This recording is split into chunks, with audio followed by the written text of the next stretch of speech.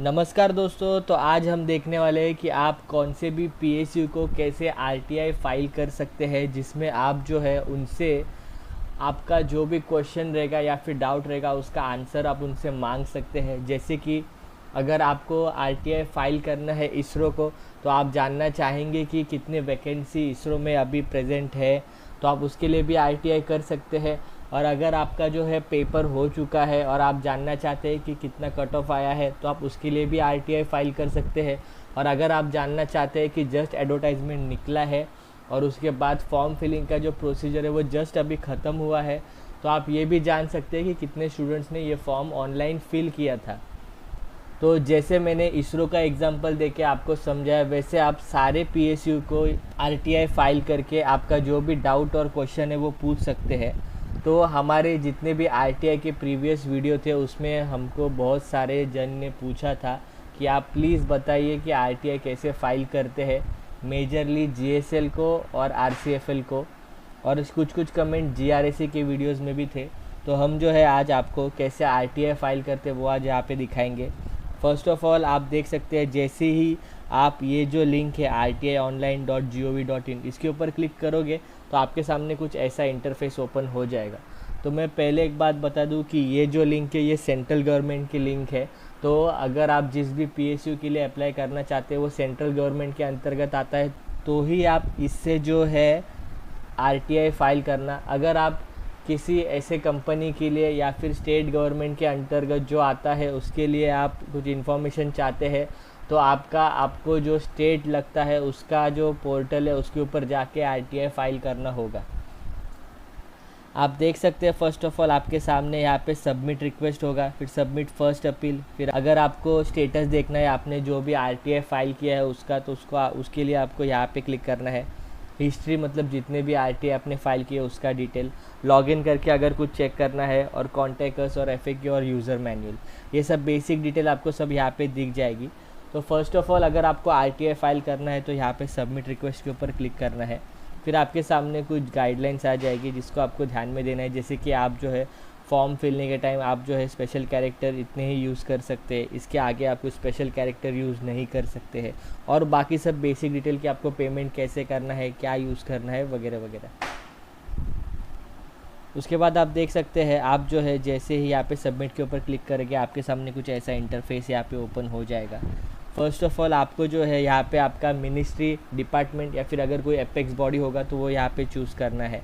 तो आप देख सकते हैं यहाँ पे आपको बहुत सारे ऑप्शन मिल जाएंगे, cabinet secretariat, comptroller and auditor general of India, फिर बहुत सारे डिपार्टमेंट। तो मोस्टली अगर मैं पीएसयू का बात करूँ तो आपको सब यहाँ पे defence production, consumer affair, chemical, biotech, atomic energy, और नीचे आपको फर्टिलाइज़र भी दिख जाएगा। फिर हैवी इंडस्ट्रीज़ है, इसमें ही मोस्टली जो है आपको पीएसयू मिल जाएंगे। अगर आप जिस पीएसयू को टारगेट करना चाहते हैं वो अगर कौन से दूसरे कैटेगरी में आता है तो आपको यहाँ पे नीचे और भी बहुत सारे मिल जाएंगे। तो आप जो है उसके ऊपर क्लिक करके आप आगे का जो आरटीआई है वो फाइल कर सकते हैं। जैसे कि फॉर एग्जांपल मैं अभी आपको डिपार्टमेंट ऑफ स्पेस के ऊपर क्लिक करके दिखाता हूँ। तो जैसे आप डिपार्टमेंट ऑफ स्पेस के ऊपर क्लिक करोगे फिर आपसे पूछा जाएगा कि आप कौन से पब्लिक अथॉरिटी से आपका इन्फॉर्मेशन चाहते हैं, क्योंकि डिपार्टमेंट ऑफ स्पेस के अंतर्गत बहुत सारे जो है पब्लिक अथॉरिटी आते हैं। तो उसमें आप देख सकते हैं यहाँ पे फिर से आपको बहुत सारे मिल जाएंगे, जिसमें ह्यूमन स्पेस फ्लाइट सेंटर हो गया, फिर बाद में नीचे मास्टर कंट्रोल फैसिलिटी हो गया, प्रपल्शन कॉम्प्लेक्स हो गया, हेडक्वार्टर्स हो गया, आपको बहुत सारे यहाँ पे मिल जाएंगे। तो आप जिसके लिए भी आपका इन्फॉर्मेशन चाहते हो आपको वो यहाँ पे ऊपर क्लिक करना है। जैसे मैं अगर अभी हेडक्वार्टर्स के ऊपर क्लिक कर रहा हूँ तो यहाँ पे लिख के आएगा कि आपकी जो आरटीआई है वो हेडक्वार्टर्स के साथ शेयर की जाएगी। तो आपको यहाँ पे ओके के ऊपर क्लिक करना है। फिर देख सकते हैं आप कुछ पर्सनल डिटेल आपसे मांगी जाएगी, जिसमें आपका email ID, mobile number, name, gender, address, pin code, address वगैरह वो सब रहेगा। उसके बाद आपको यहाँ पे ध्यान देना है कि अगर आप पॉवर्टी लाइन के नीचे आते हो तो आपको येस के ऊपर क्लिक करना है, अगर नहीं तो आपको नो के ऊपर क्लिक करना है। और अगर आप पॉवर्टी लाइन के नीचे नहीं आते हो तो आपको जो है 10 रुपये का पेमेंट करना होगा, और अगर आप उसके नीचे आते हो तो आपको जो है कुछ भी पेमेंट करने की ज़रूरत नहीं है। सिर्फ़ और सिर्फ आपका जो बीपीएल कार्ड होता है उसका डिटेल आपको यहाँ पे फिल करना पड़ेगा। उसके बाद आप यहाँ पे देख सकते हो आपको जो है यहाँ पे पूरा टेक्स्ट यहाँ पे डालना होता है आरटीआई में, जो भी आप क्वेश्चन पूछना चाहते हो वो वाला। आपको एक चीज़ का ध्यान देना है कि आप जो है यहाँ पे उनसे क्वेश्चन नहीं कर सकते कि व्हाट, वाई, व्हेन, ऐसा। आप जो है उनसे कुछ ऐसे सवाल पूछ सकते हैं जैसे कि how many forms were field, how much was the cut off for this exam. ऐसे आप सवाल उनसे पूछ सकते हैं। अगर आप ऐसे कुछ सवाल पूछेंगे जो व्हाट, व्हेन, वाई ऐसा कुछ होगा, तो ये जो है आपका जो RTI है वो डायरेक्ट रिजेक्ट कर देंगे, उसका आंसर आपको नहीं मिलेगा। और आपको मैं अगर एक प्रो टिप दे दूँ तो आप जो है यहाँ पे डायरेक्ट टाइप करना मत चालू कर देना, क्योंकि मोस्टली क्या होता है कि अगर आपने यहाँ पे टाइप कर दिया और आपको बहुत देर लग रहा है और अब बाद में यहाँ पे मेक पेमेंट के ऊपर क्लिक करेंगे, तो उसके बाद जो है आपका ये इंटरफेस है, ये इंटरफेस पूरा चला जाएगा। हो सकता है, ऐसा चांसेस होता है हर बार मेरे साथ। तो इसके लिए मैं आपको एक टिप दूंगा कि आप जो है वर्ड यहाँ पे ओपन करके वर्ड में पूरा टाइप कर लेना, फिर यहाँ पे ये जो है ये ओपन करके इसमें सारा डिटेल फिल करके फिर वर्ड से कॉपी करके यहाँ पे पेस्ट करना। नहीं तो कई बार क्या हो जाता है, अगर आपने ये पूरा फिल कर दिया है और आप मेक पेमेंट के ऊपर क्लिक करेंगे और गलती से भी अगर साइट रीलोड हो गया क्योंकि आपने बहुत देर से ओपन रखा है, तो आपको फिर से पूरा यहाँ पे टाइप करना होता है। इसके लिए आप जो है पहले वर्ड में उसके टाइप कर लेना। और अगर आपको जो है यहाँ पे जो वर्ड्स आप टाइप करने वाले हैं वो यहाँ पे आपको कम लग रहे हैं, तो आप जो है सिंपली एक PDF में सब कुछ लिख देना, फिर यहाँ पे आप डायरेक्ट PDF अपलोड कर सकते हो। उसके बाद यहाँ पे कैप्चा कोड डाल के आप पेमेंट कर देना 10 रुपये का।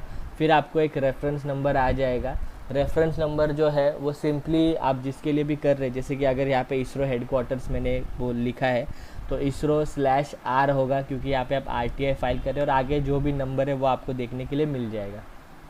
फिर उसके बाद अगर मैं आपको एक चीज़ और बताऊँ कि जैसे ये RTI फाइल हो जाता है उसके बाद ऑलमोस्ट 30 डेज़ के अंदर आपको उसका रिप्लाई आ जाएगा।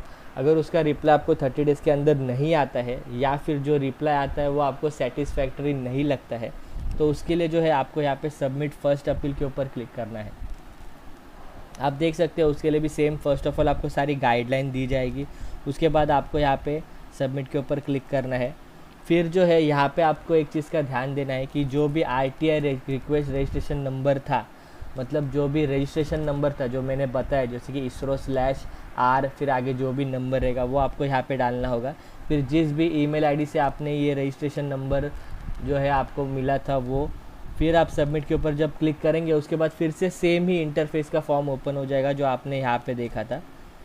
फिर आपको फिर से जो भी आपका जो डाउट था वो आपको यहाँ पे फिल करना है और फिर से सबमिट फर्स्ट अपील के ऊपर क्लिक करके आप जो है सबमिट कर सकते हैं। अगर आपको जो आपका रिस्पॉन्स है वो अनसेटिस्फैक्ट्री लग रहा है, तो अगर आपको जो है आपने जो फर्स्ट अपील सबमिट किया था और उसका जो रिप्लाई है वो भी आपको अगर अनसेटिस्फैक्ट्री लग रहा है, तो आप जो है नीचे कमेंट सेक्शन में लिख देना। हम जो है आपके लिए सेकंड अपील कैसे फ़ाइल करते हैं वो भी आपको बता देंगे, क्योंकि सेकंड अपील जो है वो आप इस वेबसाइट के द्वारा नहीं कर सकते। उसके लिए आपको प्रॉपर सेंट्रल का एक अलग वेबसाइट है, उसके ऊपर जाके आपको जो है सेकंड अपील फ़ाइल करना होता है। उसका जो बात है हम किसी नेक्स्ट वीडियो में करेंगे। अगर आपको इसके रिलेटेड और कुछ भी डाउट होगा तो नीचे आप कमेंट सेक्शन में हमसे पूछ लेना, हम जो है आपको इसका आंसर ज़रूर देने का ट्राई करेंगे। Thank you.